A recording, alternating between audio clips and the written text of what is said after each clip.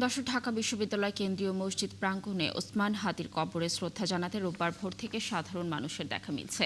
সেখানে রয়েছেন আমাদের সহকর্মী মুহাইমিনুল খান অপু। আমরা যুক্ত হচ্ছি তার সাথে। অপু, আমরা দর্শকদেরকে যেমনটি জানাচ্ছিলাম যে ভোর থেকেই সাধারণ মানুষ আসছে শ্রদ্ধা জানাতে।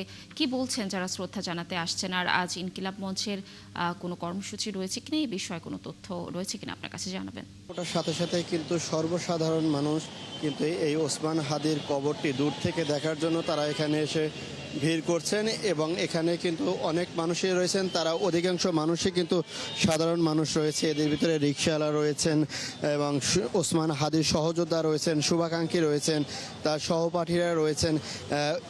এখানের অধিকাংশ মানুষই যারা গতকালকে জানাজায় শরিক হতে পারেননি তারা কিন্তু আজকে এখানে এসেছেন। আবার যারা জানাজায় শরিক হয়েছেন তারাও কিন্তু আবার এখানে এসে আজকে আবার কবর জিয়ারত করছেন এবং তার জন্য দোয়া প্রার্থনা করছেন। এখানে আমরা অনেক মানুষের সাথে কথা বলেছিলাম যারা এখানে আসছেন।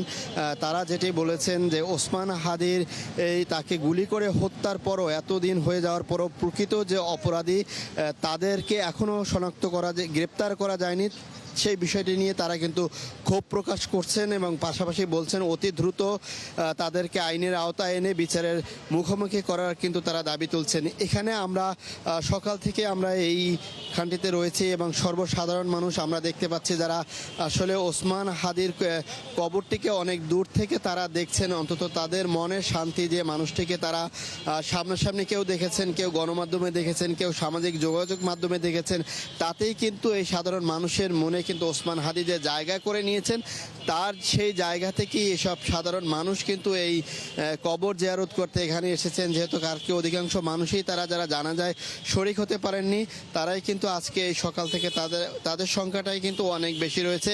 আমরা ওসমান হাদি অনেক সহযোদ্ধাদের সাথেও কথা বলেছিলাম।